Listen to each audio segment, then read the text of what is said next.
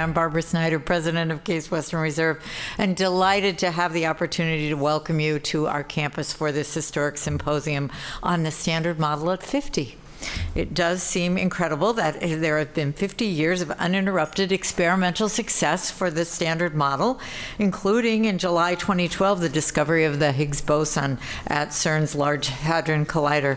I am so proud that so many of the outstanding contributors to the Standard Model, in one way or another, were associated with our Department of Physics, including Albert Michelson, who won the Nobel Prize in 1907, and Edward Morley, who performed a key experiment that laid the groundwork for special relativity, which underlies the Standard Model. Polycarp Kusch, a 1955 Nobel laureate, received the honor for the measurement of the magnetic properties of electrons, which led to the quantum theory of electromagnetism. Quantum electrodynamics, the precursor to the Standard Model.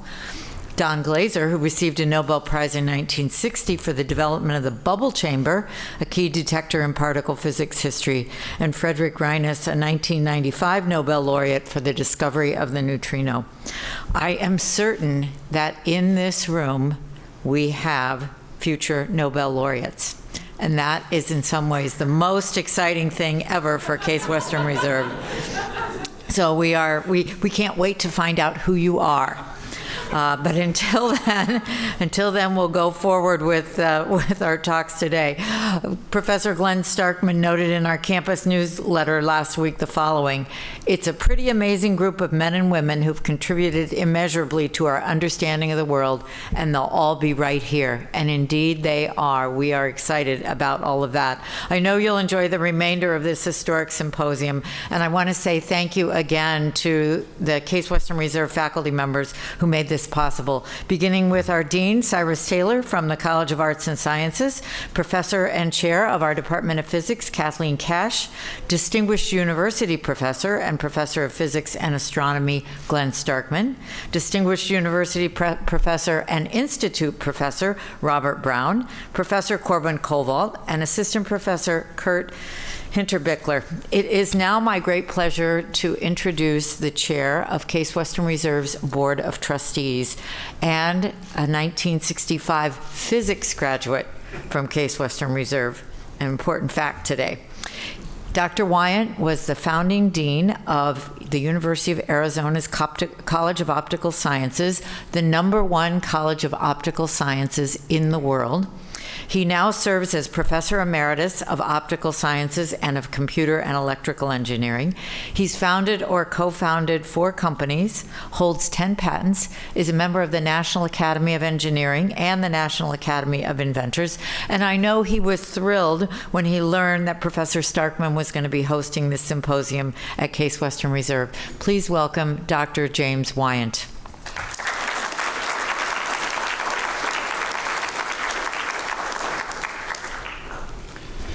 Well, thank you very much, Barbara. I have to confess, while I have a degree in physics from here, something happened to me over the years, and I became an engineer. So you have to forgive me for that. Anyway, it's a great honor to join you to celebrate 5 decades of progress on the Standard Model. This symposium marks the great milestone of the publication of Steven Weinberg's landmark paper, A Model of Leptons, in November '67. And the paper is still one of the most cited papers in the history of physics. Now, one could argue that the Standard Model is really part of a century-long process, beginning at the end of the 19th century with the discovery of the electron. And then more recently, just 6 years ago, with the discovery of the Higgs boson at the LHC. Now, this makes this symposium a truly historic gathering. We're celebrating the achievements of the past, the present, and the future, represented by the presence of 8 Nobel Prize-winning scientists, along with other eminent scientists who have made and continue to make vital contributions to the advancement of fundamental science. And of course, future Nobel laureates, as Barbara said. We are fortunate to hear this afternoon from 3 Nobel Prize winners, Samuel Ting, Steven Weinberg, and David Gross. In addition, the symposium speakers will include 5 other Nobel laureates, winners of the Wolf Prize, the Sakurai Prize, the Dirac Medal, the former Director General of CERN, 2 former presidents of the American Physical Society, and other eminent scientists who have made important contributions to the standard model of particle physics and associated fields. I mean, what a fantastic symposium you have put together. Very impressed. I'm especially thrilled as I look out here and see so many young scientists at this symposium, graduate students and postdocs, and many of them are here thanks to support from the Department of Energy's Office of Science, as well as private donors. And I want to thank all of these important sponsors. So again, welcome. And I look forward to participating in the rest of the symposium. And with that, I'll say thank you very much. And Cyrus.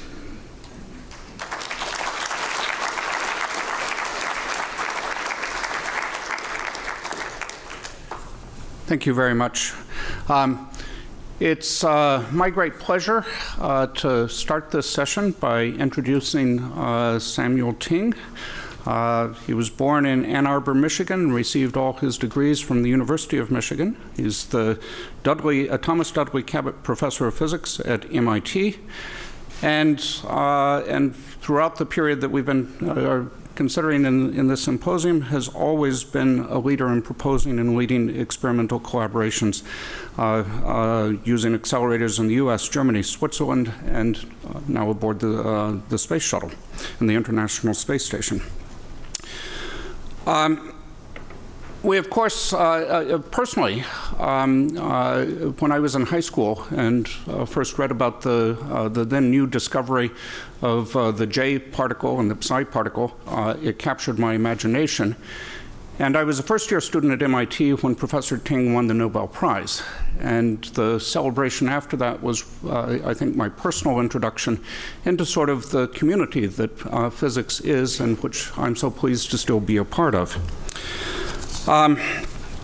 Professor Ting, of course, has won innumerable awards for his work, including the Nobel Prize, the E.O. Lawrence Award, the Erringen Medal, the De Gasperi Award in Science from the Italian government, and the list goes on and on. He's, of course, a member of the U.S. National Academy of Sciences, the American Academy of Arts and Sciences, was a member of the Soviet Academy of Science, a member of the Russian Academy of Science, and again, the list goes on and on.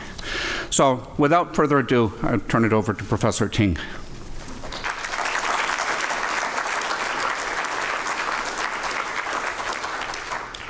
So, I'm very honored to be here. I've known Steve for a long, long time.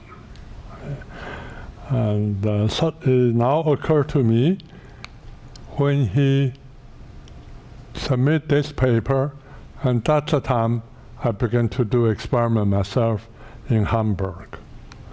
The first experiment I did was verification of the Weinberg's first-time rule by measuring the leptonic decay of rho, omega, and phi. Namely, photon goes to rho, scattering from a nuclei goes to back to rho, goes to a photon, go to E plus E minus. Similarly, omega, similarly, phi. This is a 3-pi resonance, this is 2-pi resonance. They only interfere. You can only measure them in the electron final state. And that's where I began to develop different detectors. These are very precise detector with good mass resolution. More important, you distinguish particles in the order 1 in 100 million. And so this is our measurement of the branching ratio of omega to electron pair, phi to electron pair, agree with the rho to electron pair. So today, I'm going to tell you something different. The latest result of the alpha magnetic spectrometer on the International Space Station. The International Space Station from this point to this point is 110 meters. From here to here is 80 meters, namely the size of a football field, and weight 420 tons. At this moment, there's one large magnetic spectrometer. So during the process of installing such a complex experiment, you do not always receive support of the administration, and Steve was very helpful in get this experiment in space. So it is an international collaboration.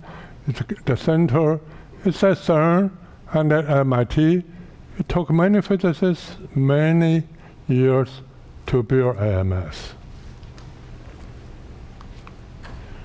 So it is 5 meter by 4 meter by 3 meter, weight 7.5 tons. For the theories. This is a trillion electron volt precision accelerator type spectrometer in space. Particles and nuclei are measured by their charge, the location on the periodic table, energy, momentum or rigidity, momentum per unit charge. So on top is a transition radiation detector, measures electron, positron, and Z, and 9 layers of silicon tracker, measure Z and momentum, electromagnetic calorimeter, measure energy of electron, positron, 2 banks of time-of-flight, measure Z and E, a magnet, measure the momentum sign of the charge, ring image Cherenkov counter, measure Z and E. Therefore, Z and P are measured independently by many detectors. To do experiment in space, the thing you need to remember, if something goes wrong, you cannot send a student to fix it. So all the detectors were made 2 or 3 copies. Once you test them on the ground, you do not know there's a crack or not, so you don't send to space. So it was installed on the International Space Station in May 2011. It will continue through the lifetime of space station. Today, over 120 billion charged cosmic ray has been measured, and somebody told me this is more than all the charged cosmic ray collected over a century, but the energy is 2 multi-trillion electron volts. So the first issue I want to share with you is the question of dark matter. Collision of cosmic ray with interstellar media produce many particles, among them positrons, antiprotons, antideutrons. If dark matter is a particle, such as neutrino collision will produce energy. Energy will change itself to positron, antiproton, antideutron, and both of them will be measured by AMS in space. And this idea was first by Michael Turner and Frank Wilczek, and later on, at the same time by John Ellis. So this is the measurement of electron on this axis, positron on this axis before AMS over a period of 50 years. You can see the errors are large, and because these are very difficult measurement. In cosmic rays, typically people multiply the axis by energy to the 3rd power, and that's just for display purpose. It has no other meaning. So this is the measurement before AMS, and this is the measurement by AMS experiment. Based on 30 million events, and this is the electron spectrum, positron spectrum, the magnitude different by factor 10, but the more strange is the spectrum are totally different, up to 1 trillion electron volts. So look at the properties of positron flux. You can have very naive observations. The first is at very low energy, the data agrees with collision of cosmic rays. The second is between above 8 GeV to 30 GeV, the data become flat. The third is above 30 GeV, data increases and reach a maximum at 300 GeV. And then after 300 GeV, it goes down quickly. So this behavior is in agreement with the dark matter model collision, where the dark matter has a mass of 1.2 TeV. And then you have a very good agreement. But this agreement is misleading, because the question you ask, how well is this agreement? And you look this agreement, and if the data is flat, and this deviation from the flat is total 2 sigma. So it looks important, but actually it's only a 2 sigma effect. Nevertheless, it generates a lot of interest, and there are 2,300 explanations. And some says the dark matter, use dark matter explanation. Some say new propagation model explaining the positron data. Others says new astrophysics sources explaining the positron data. So this is astrophysics sources, namely supernova remnant.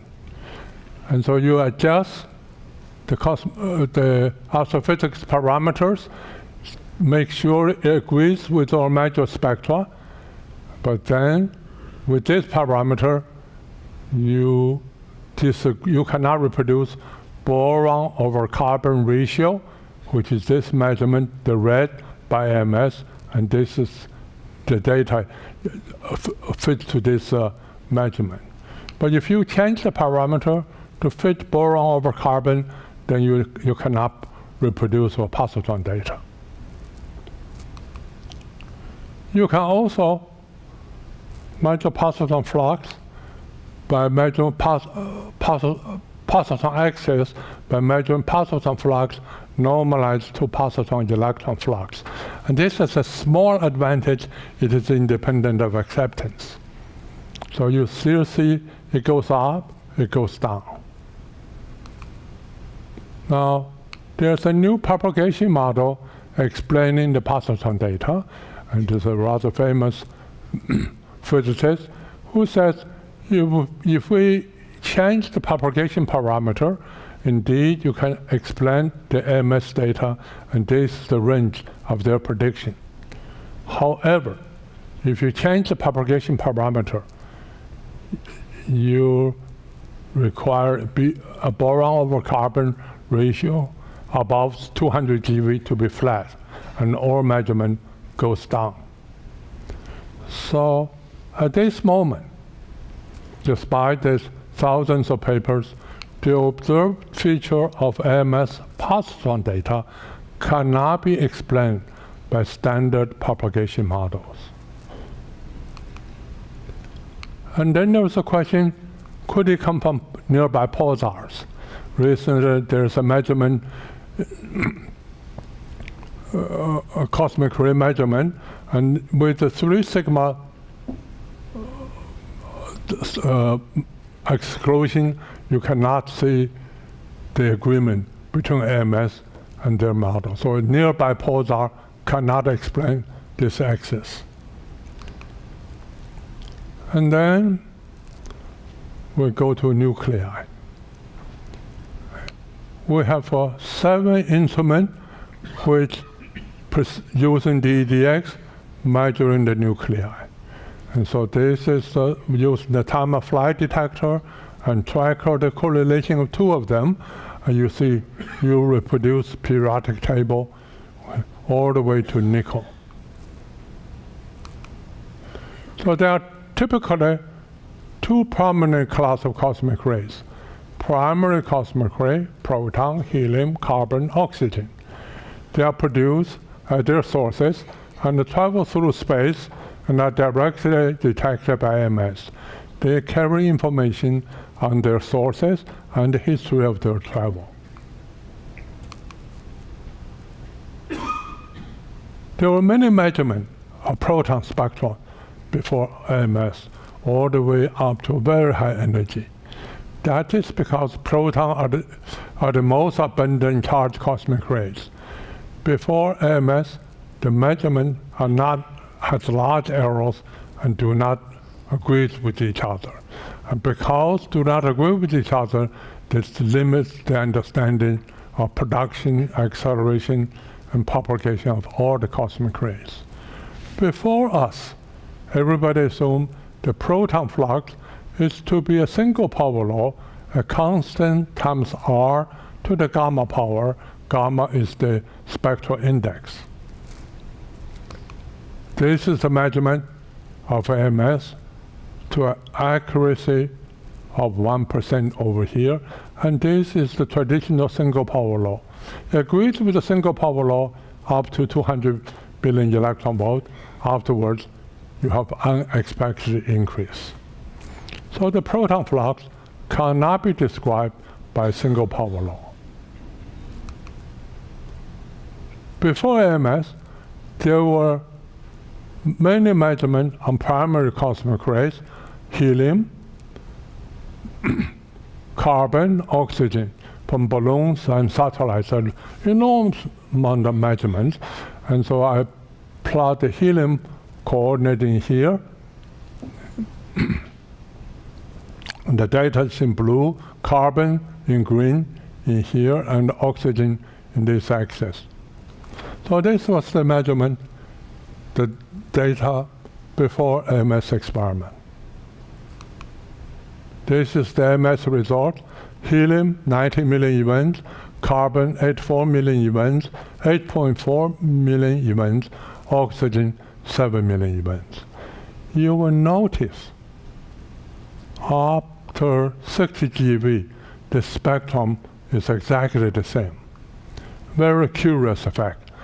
The absolute value is different, but the momentum or rigidity dependence is exactly the same.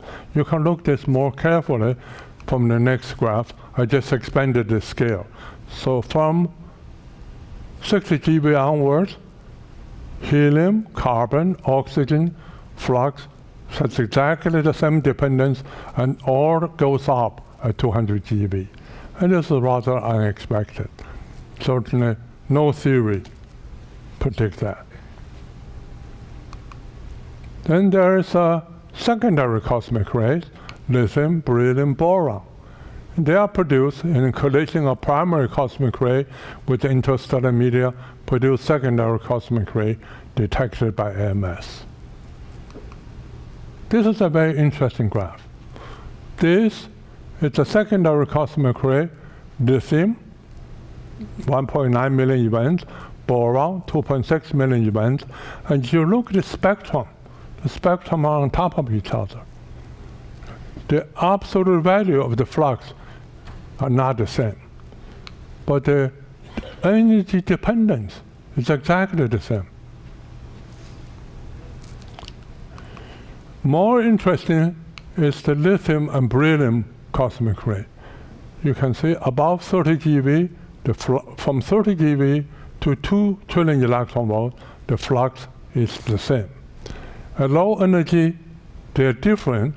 That is because beryllium has beryllium-10 isotope, which has a lifetime of 1.6 million years. 1.6 million years is a short time, and that's why you have this little small difference. So this then is a dependence, rigidity or momentum dependence of primary cosmic ray, and this is the rigidity dependence of the secondary cosmic ray. The rigidity dependence of secondary cosmic ray are the same with each other. Primary cosmic ray also the same with each other, but they are distinctly different from each other.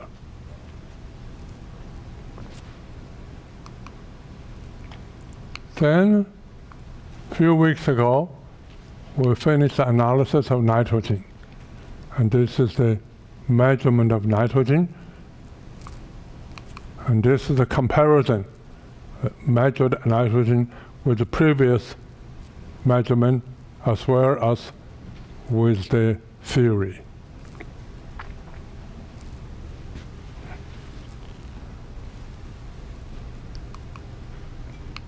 The nitrogen flux distribution is between primary and secondary. That means nitrogen has two components, a primary component and a secondary component. So now let me share with you nucleosynthesis in stars.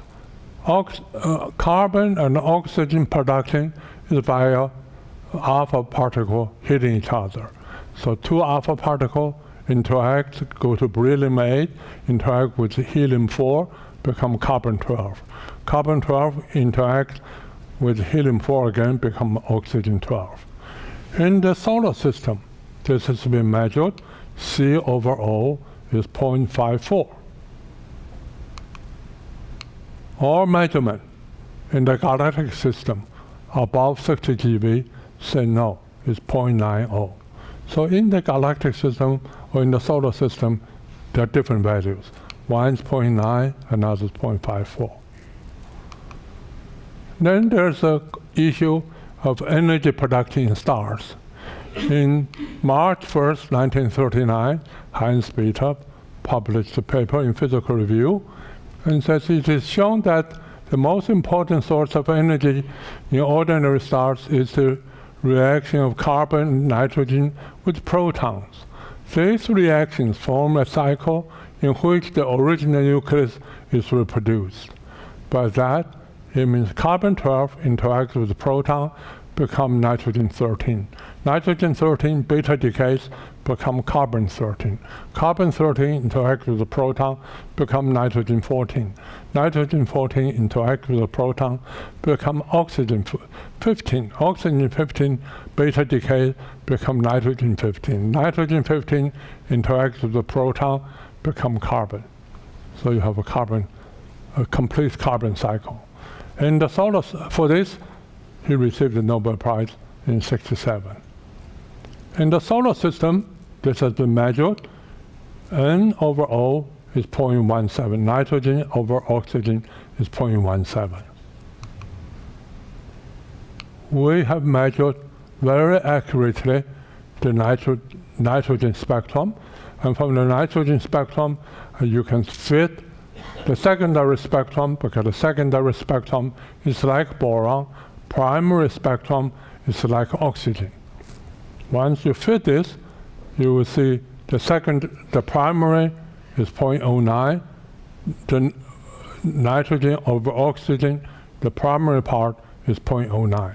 And therefore, in the galactic system, nitrogen over oxygen is 0.09. In the solar system, is 0.17. Very strange effect. And then let me share with you the question of elementary particle in space. Of the hundreds of charged particles, only 4 of them, electron, positron, proton, antiproton, have infinite lifetime, so they travel in the cosmos forever and eventually will enter into AMS.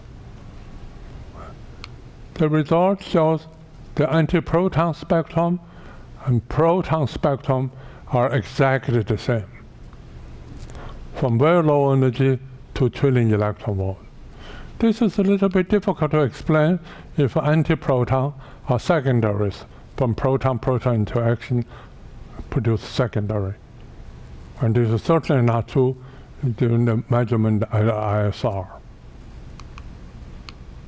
The spectra of electron positron are very different, despite the fact that they have identical mass. Remember, proton, antiproton are the same, but electron, positron are very different.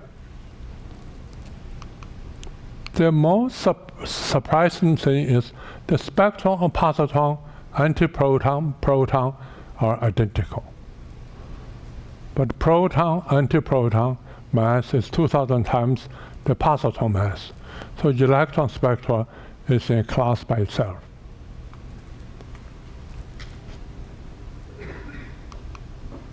So let me summarize the AMS results on cosmic ray. So high-energy cosmic ray flux have 5 classes of energy, momentum, or rigidity dependence. First, primary cosmic ray, elementary particles, proton, positron, antiproton. Then nitrogen, part primary, part secondary, and this is secondary, and this is the electron. Only these 5 classes of energy dependence. So now,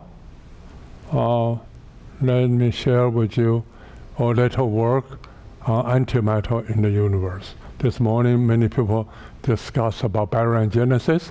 Baryogenesis requires new symmetry breaking, and many experiments have been carried out, and also require proton decay. And the most notable one is the super K. Despite the great experiment, no explanation has been found for the absence of antimatter, and so no experimental reason antimatter should not exist. What we have decided to do is to install a magnetic detector on the space station for extended period of time, and to increase sensitivity by few order of magnitude, increase the energy to trillion electron volt. So this is an anti-helium candidate. This is in the bending plane, perpendicular to the bending plane, looking from the top. This event this is the measured momentum, 40 GeV. The charge is -2. The mass is 2.96 plus minus 0.33 is the same as helium-3. So that is a cosmic anti-helium-3. So today, we have observed 8 events in the mass region from 0 to 10 GeV with Z equal to -2. Z equal to -2, but they're all centered on helium mass. All 8 events are clean, single-track events without additional heat. All 8 events are in the momentum range below 100 GeV, where the momentum resolution is better than 10%. So there's no question you misidentify positive from negative. So that summarizes what we've been doing the last 7 years.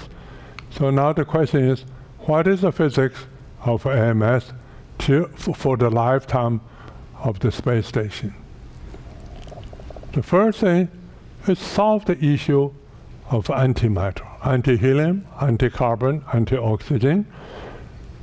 Pin down the spectrum of positron and dark matter, study anisotropy and dark matter, anti-deuteron and dark matter, and very highly cosmic rays. Some of the things are going on. Let me share with you some of them. So this is our first event, which I just mentioned. Another event, that in fact that was the first one, 2011. This is the momentum. This is the charge, -197 plus minus 0.05, mass 293 plus minus 0.36, like the helium mass. So another anti-helium event, anti-helium-3 event. But anti-helium-3 has a lighter mass than helium-4, and so there are many explanations. The explanation from cosmic ray production goes from 10 to the -8 to 10 to the -12. So very imaginative explanation, many order of magnitude. Or measurement is 10 to the -8. And therefore, there are large uncertainty in models to ascertain the origin of anti-helium-3. And so you cannot really claim anything, except that you have seen it, but you don't know the origin. We now we also observe anti-helium-4. This is an event. The momentum is 32.6 GeV. The charge is minus 2.05. The mass is 3.81 plus minus 0.29. Helium mass, let me remind you, 3.73. And this was last June, last year. So we have two helium-4 events. Helium-4, of course, is much more difficult to explain from production of cosmic ray collision. Cosmic ray collision, the standard model cosmic ray collision and our measurement is 6 order of magnitude. 6 order of magnitude probably is more difficult to adjust your parameters to fit that.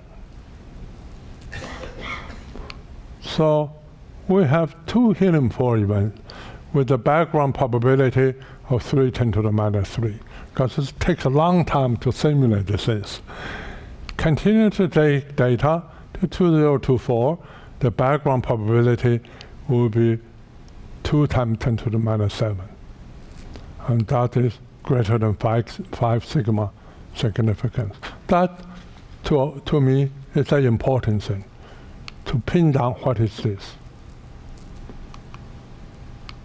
Since all our measurements are below 100 GeV, then you can use the fact when you analyze carbon and oxygen to trillion electron volt, you use the full length of the detector because of longer bending arm. But if you analyze anti-helium, anti-carbon to only 100 GeV, you can use a shorter length, and then you have much larger acceptance. So by 2024, we will have more than 100 million carbon and oxygen to look for anti-carbon and anti-oxygen, because it's in this range helium-4, anti-helium-4 will detect it. So we need to go to there and to see whether these things exist or not. Then there's a question, how to interpret or measure positron spectrum. I mentioned or measured positron spectra is where it agrees with dark matter collision. It's really only 2 sigma away from a flat spectrum. So 2 sigma away means nothing. But if you continue collecting data and you go to higher energy and then you add up this all together, you have a 5 sigma effect. So the incremental gain between now and 2024 is from 2 sigma to 5 sigma. So that is one thing. Then there's another issue, is anisotropy and dark matter. Astrophysics points out that, like pulsars, will imprint a higher anisotropy and arrival direction of energetic positrons than small dark matter halo. So this is our current measurement of positron, current measurement of electron in terms of number of events. These 2 points, you have no events. That is because the space station flies at 52 degrees. From analysis of this, you see your delta, which is related to dipole moment, about 1.2%. By 2024, we will have a 3 sigma difference below the 0.01%. 3 sigma difference by itself is not important, not conclusive. But the observation of isotropy at 3 sigma level is an important confirmation of the projected 5 sigma effect in positron flux. If you see positron flux of 5 sigma, and you see this 3 sigma, gives you confidence. If they don't match, then there's something's wrong. So it's an important check. And then there's a question of antideutrons. Antideutrons has never been observed in space. So this is the first antideutron candidate. This is the momentum, charge -1, mass 1.74 plus minus 0.024, and this is deuteron mass. Similar to the case of positron, we will need a large number of anti-deuterons to ascertain its origin. This is one of the models if anti-deuteron is from dark matter collision or if it's from collision of ordinary cosmic rays. But the important fact is, independent of what model, nobody has seen anti-deuteron. So now, let me talk about study high-Z material. So far, I mentioned the results from light elements. Now, let us look what are the physics for heavy elements. So one is to probe different galactic distances. The effective propagation distance is a function of r, the rigidity, to the delta 1/2, and plus times 8 divided by 12 minus 1/3. Delta is a spectral index 0.33. And so the effective distance for 1 GeV you can calculate, and this is for electron, this is for freon, this is for carbon, this is for helium, and this is for proton. So different Z or A, of course, probe different distances. Different R, when you also probe different distances. So you have two ways to study what's going on in the galaxy. So that is one item. The second item is that we will obtain precise information on heavy nuclei from Z equal to 9 to 28 up to TV region. Particularly interesting is the evidence of flux break at 200 GeV. Low Z elements, every measurement have Z equal to have a break at 200 GeV. The question is, at a high Z element, do you see the break or not?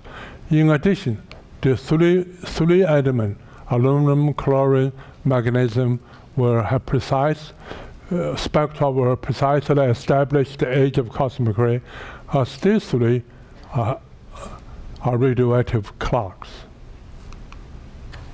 So this is our projection measurement, and this is the current data. This is uncharted territory. This is our projection. So far, every projection does not agree with our measurement. So this guarantee is not correct.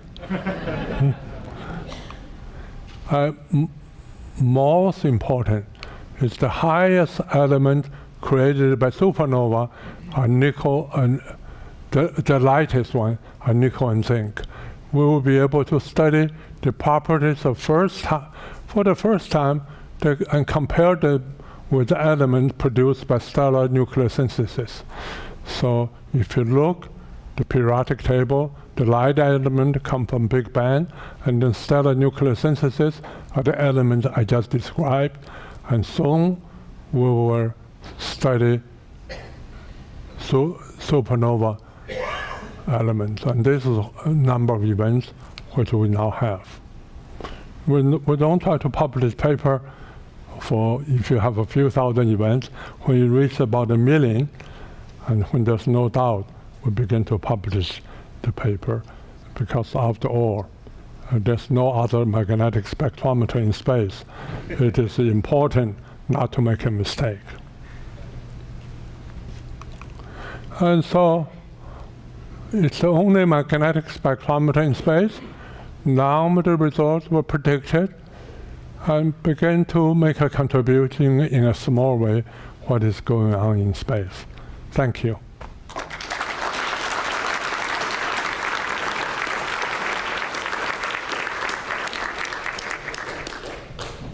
Time for a few questions. One back there. Very interesting results. I have a question about your last comment that stellar nucleosynthesis produces the elements lighter than nickel and zinc, and supernovae produce heavier ones. But explosive nucleosynthesis in supernovae affects the intermediate mass elements like oxygen, calcium, and so on. So there's a mixture of the two effects, stellar nucleosynthesis and supernovae, even for lighter elements. You are absolutely right. What I have shown is what people thinking at this moment. I took this graph from some book. When we measure what we're going to get, will be totally different, because so far, not a single measurement agree with prediction. Right, but if the predictions of the intermediate mass elements are based only on stellar nucleosynthesis, then the predictions are clearly wrong, since the supernovae affect the abundances. I will only mention the stellar nucleosynthesis results. Does not agree with theoretical prediction, or the theoretical model cannot explain our data by a huge factor, 30 sigma or 40 sigma. Hello, I had a question actually. You were talking about the events that were producing anti-helium events. Yes. I was just wondering what kind of events would trigger such exotic particles.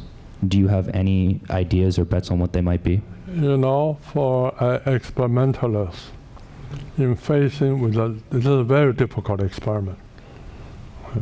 It's better to make sure your event is correct, not to speculate what's the theory.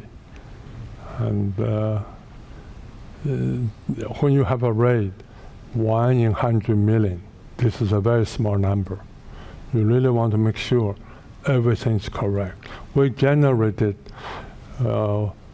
billions of cosmic rays to see whether any of the interaction could simulate this or could not. We used the CERN computer, sometimes 1/3 of it, to simulate this.